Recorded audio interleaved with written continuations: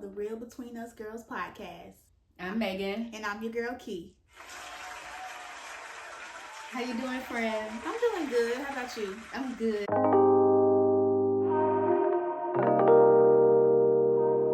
What was the highlight of your week? I'm going to keep it real short and sweet. The highlight of my week was it being over with. Pay me the black amount. This 3-day weekend, I'm so happy for that. Yeah, How about you? I feel that. Yeah. I feel that. It's been a long week. It has been. It has. I honestly should have thought about this beforehand. I guess I'll say the highlight of my week was the weekend. Last weekend. Okay. Yeah, I went to a fundraising gala. I had a great time. Raised a lot of money. So yeah, it was nice. Yeah, and you look so gorgeous. Thank you. You're welcome. I'll try to insert a little picture.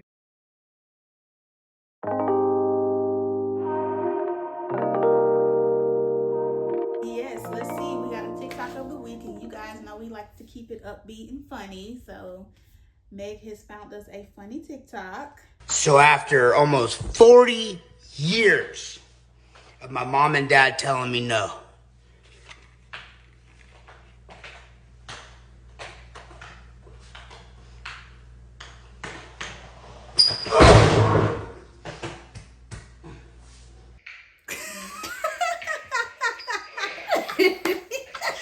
That's why they told your ass no.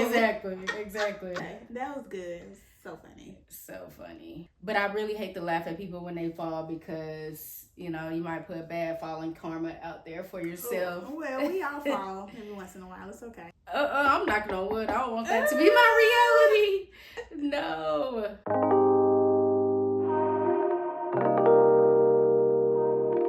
All right, friend. So what we talking about this week?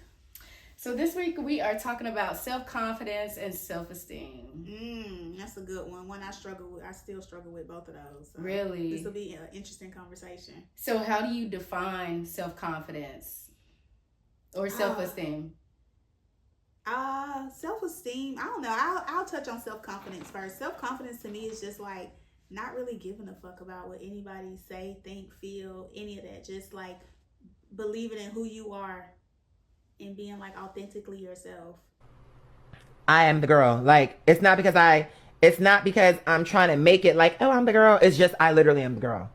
What about you? I think that's a good definition. I would say for me, self-confidence is reflected in the level of trust that I have for myself and my ability to make good decisions, or my ability to stand firm on what I believe in. I said what I said. Or set certain boundaries, or, you know, being picky about what I allow and don't allow in my life. I think that's where I pull self-confidence from, or, you know, what determines my level of self-esteem or self-confidence.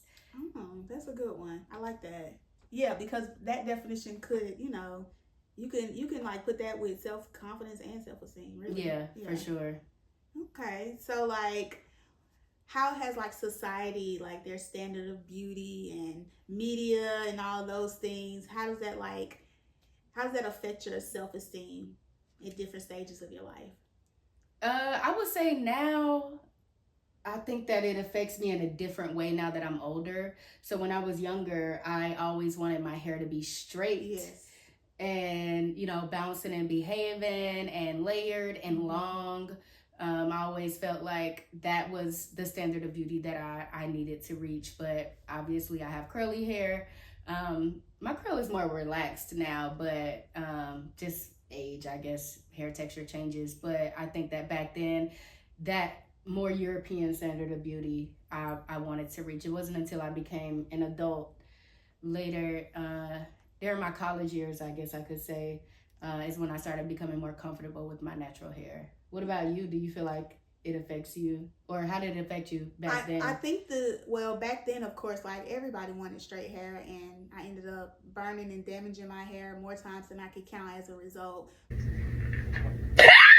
But I think like society has made it more acceptable for us to wear our hair in our natural state. And now it's even like, you know, it's more popular. Like locks are really popular. Wearing your natural free hair is popular. Don't get me wrong, like the girls still love a nice little lace. He is taking it, honey. It's more acceptable as far as like society standards, you know, goes than it used to be back in the day. Yeah, for sure. And even beyond hair, even with body, we really want it to be more, you know, curvaceous and whatnot. Yeah. I was really considering getting a BBL back in the day. Oh, I'm so glad you didn't. Me too. Oh my God, I'm so glad I did. Yeah, all that grown woman weight came in eventually. It did. I mean, we still pretty slim, honestly. You are. You are too. I don't know. Got a little meat on my bones now. Rita is not fat. She's just big bone. Shit. Yeah, but I think also too, like, especially with platforms like TikTok and Instagram, we're seeing a lot of filtered and edited photos. And even with TikTok, even just a regular TikTok, even if you don't select a filter, TikTok by itself has a filter on it. Yeah, we tried that the other day, and it did have a filter on it. It does. That's crazy. And so now there's like this microscope on like having the clearest skin, or, you know, just being being presentable. perfect, yeah, or close to perfect, close to perfect as you can get. Right. But, you know, I mean, I think if I look at the creators that I follow, they show a mixture of like their perfectly made up selves and then their very dressed down selves too. I think I tend to gravitate towards that type of creator more, but I do still feel, you know, a lot more pressure to put effort into my skincare routine nowadays, for sure. Yeah, I think I feel that way too. I don't know what the shift has been, but my shift really comes from, you know, the common saying that if you look good, you feel good. Yeah. And I've had like a lot of rough days, so I feel like if I look good, maybe that'll translate into my emotional state. And sometimes it works. Sometimes it doesn't. It does work. Yeah. I did that today. It's helpful, right? Yeah. Mm-hmm. I did not plan on putting on makeup today. And then I was like, you know what? I need to sit down and do my makeup. Yeah. You have to put that time into yourself. It's important. It's so worth it. Yeah. And I think we get pushed into this, especially as Black women. It's so easy to get pushed into this idea of like always having to be on, or always having to be of service, or always having to be strong, and people expecting that of you at all times, whether it's in the workplace or in your social circles or even just out in the world. Like there's not a whole lot of room for us to just be. Yeah. How do you think that like plays into our self-confidence or our level of self-confidence? Is it positive? Is it negative? Like, what do you feel about that? I would say it's a negative. Yeah. I would say it's negative because we're not allowing ourselves to like fully live, and we're masking a lot. I get that. I feel like I mask a lot. Yeah. In my everyday work life, for sure. I'm working most of the time. So in those spaces, there's only so much of me I can be. I have to be work me. And especially because I work in a white dominated industry, it's kind of tough to just like really, you know, let my hair down. But I am fortunate to be on a smaller team to where, you know, and I've been working with the same people for like the last 8 years.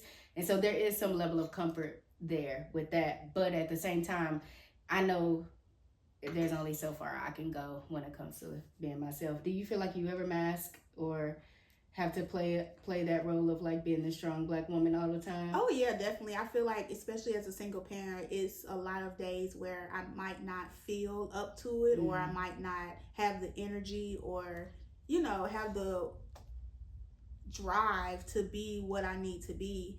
And I think I might mask a lot for my son, if I'm being honest. Like, I always try and put on a brave face and try and, like, you know, let him know that he's important and what he wants to do matters, even if it's, you know, 8 o'clock in the morning and we really need to be getting out of the door on the way to school. If he wants to play for a few minutes, I take that time and I do that with him, because you never get those memories back, right? Like, it's okay to be late sometimes if it means that I'm creating this memory with him. So I think I do mask in that way. And I would say that the strong Black woman trope does positively affect our relationship, because he's always going to remember my mom always had the time to play with me, to do these things with me, you know, even if I didn't feel like it, or I wasn't you know, I wasn't really up to it at that time. I know in my mind, like when I'm doing it, oh, this is important to him right now. So let me pour into him. Let me give him my energy, because I'm about to go clock in for these people and give them all my energy. So why wouldn't I do the same thing for him, even if I don't necessarily feel like it at the moment?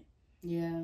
So that's kind of how I like flip the script on the strong black woman trope, in a sense, because it comes in handy sometimes, like for me at least. I would say that yes for you, but even more so for him. Mm-hmm.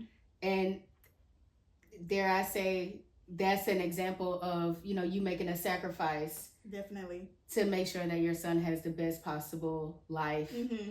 And so you're being that strong black woman in that sense. And so to some degree, I mean, I guess it's, it's absolutely totally worth it in the long run when it comes to early childhood experiences and this being the most critical time in his life. For brain development and all the other things. But also, you know, when do you get to let your hair down? I guess at night when I unwind and I have that little hour or two before I need to go to sleep. You know, I take that little time for myself. Yeah. And, you know, I have a really good community. I have you. I have, you know, my sister, my mom. So I can always call on them and kind of like, if I need to cry, I can sit on the phone and cry with them and get it all out. Or just, you know, cry in the shower.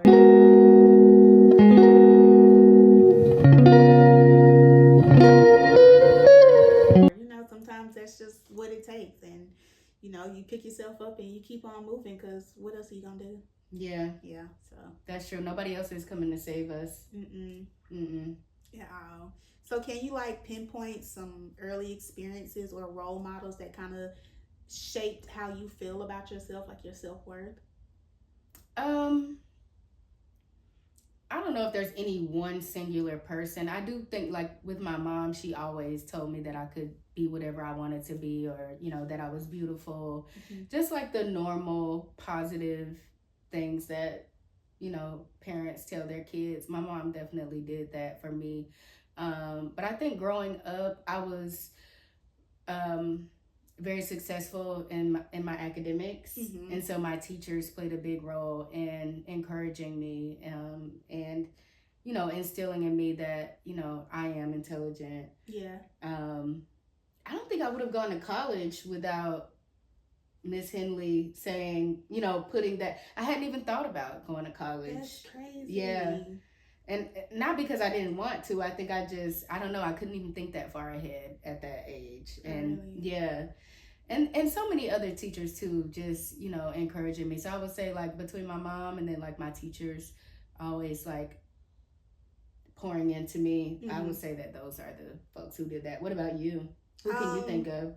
My friends growing up, like, I guess always considered the smart one in the group, and then I always had this other friend that we would always kind of compete with, like, who's gonna get this award, who's gonna, like, you know, outshine the other one. So it kind of always motivated me. Candace. Really? She was always very intelligent. Like, we always was like right there neck and neck in all our classes, like our grades and stuff.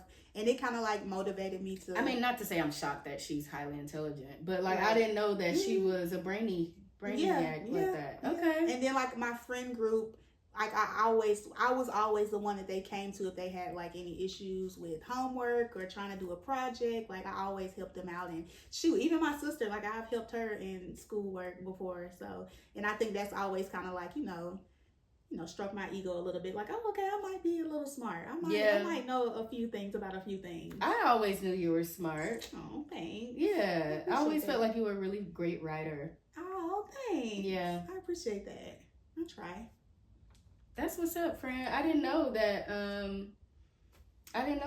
You know, Kiara had two different friend groups, or you had a friend group in high school, but that I wasn't a part of. Yeah. But we were friends separately, like just us. Yeah. And then you had a friend group, and I didn't really spend much time with that friend group. Yeah. You didn't. So yeah. Yeah. So that was my early stage. Now that you're older, do you feel like do you ever have times where you doubt yourself, or you have like imposter syndrome? Oh my God, I doubt myself all the time, but I can think of like one instance where I really like had a lot of self-doubt, and then I reflect on it and be like, could I have done that? And it was like, you know, when I was in the whole like time frame of applying to medical school and Oh, going through that course and just being around all of these smart people. And it's like, oh my God, I don't know if I'm as smart as them. Like maybe I'm in over my head type of situation. But your girl, she finished the course. Yeah. 3.7 GPA, all math and science courses. I'm talking about physics, biochem, like oh my God, labs. It was crazy. It was so much work in a year and a half. It was insane. All while being pregnant, giving birth, being a new mom. Yeah. Yes, all of those things. It was such a huge accomplishment. It was. It really was. And although I didn't get into medical school, it really showed me that I could do whatever I want to do. Like if I really like grind it out. And I know people say that all the time, but that was a one time in my life where I saw the benefits of really like sticking it out and like really putting in the work. Because I was 3, 4, 5, 6 months pregnant, staying up to like 1 or 2 in the morning, just like studying after and still going working to school all too, day, and working on the weekends. Yeah. So that was a time in my life where it was like, whew, I can really do whatever I want to do. Yeah, that solidified it for sure. What about you? I think I had imposter syndrome when I started working like in the professional world after graduate school. Oh. Yeah, I was the youngest person in my office around that time, and I started as an intern and then I worked my way up, and I've been there for years now, but I can remember those early days definitely feeling like I was a fraud. You know, really? Yeah. You're so smart though. I did not. I mean, you know, it was also like what I went to grad school for, and then what my job ended up being, 2 completely different things. So I guess that was part of it, just being new to that industry, and then kind of being thrown into it and learning things as I go. And I just so happened to be good enough at it to stay long enough to actually be, you know.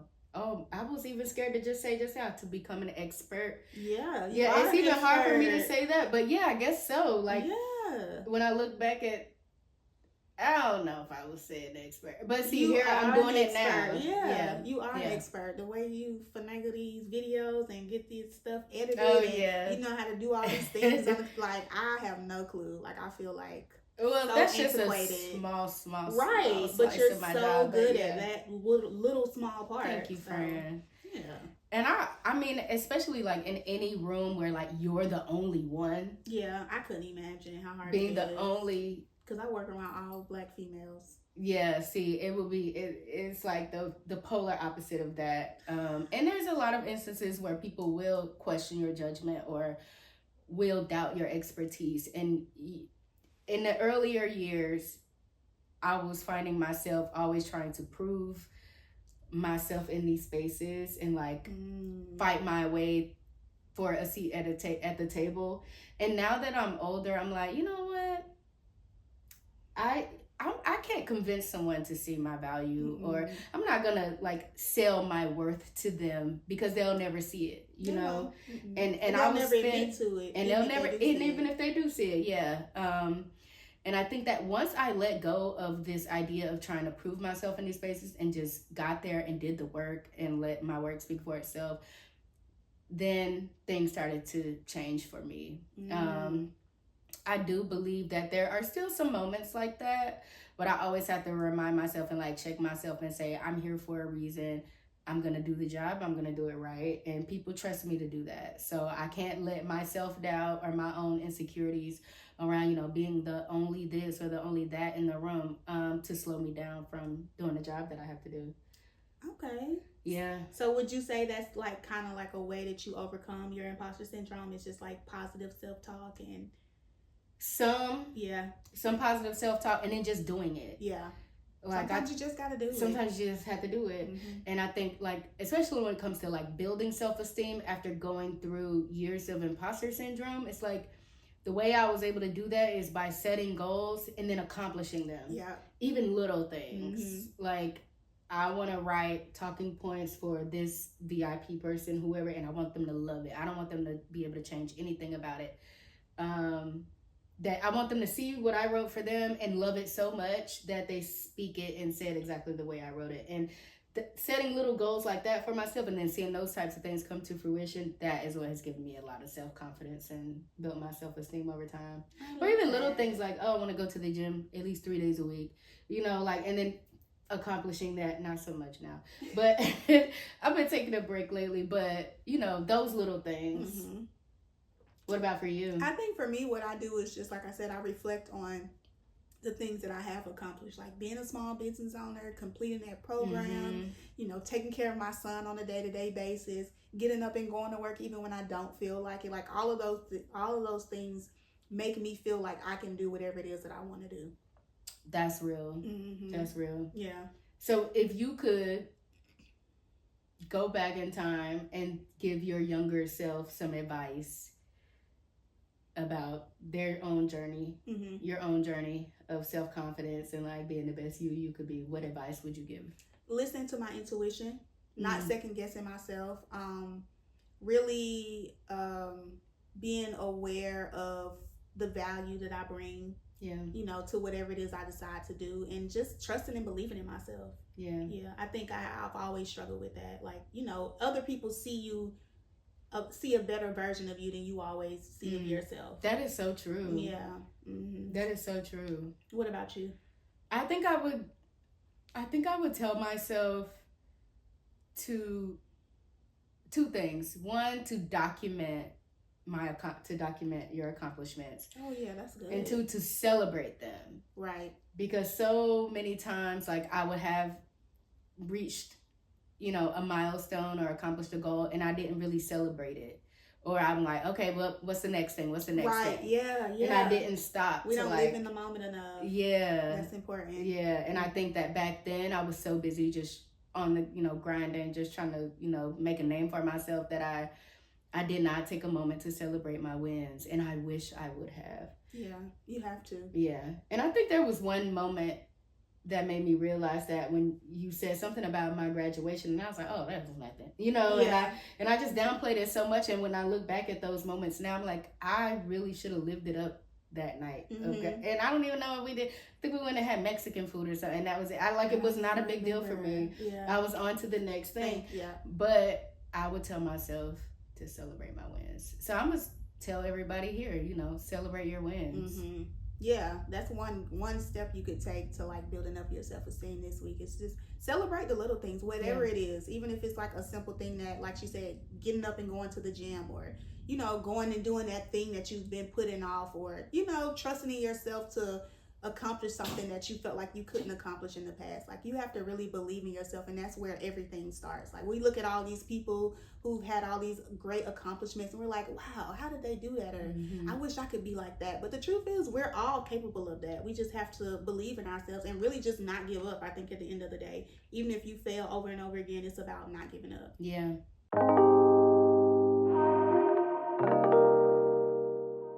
Friend, what are you manifesting this week? So this week, I am manifesting just like doing really well in this program I'm in. Just like, you know, hitting all my milestones, just like staying on top of my class. I don't think that people know what program you're in. Oh, I'm in a master's program to become a behavior analyst. So we just work with people who are suffering from different like challenging behaviors that they want to kind of like fix, or interventions that they want to implement in their life so they can live a more, you know, have a better quality of life. So that's what I'm going to school for, and it's been great. Like, all the information, I've never been in school this much where I was like this interested in the subject. That's great. Yeah, so that's the good thing about like going for your master's. Yeah, like, the reading and all that has not been boring, so that's good. That's awesome. Thank you. What about you? What are you manifesting?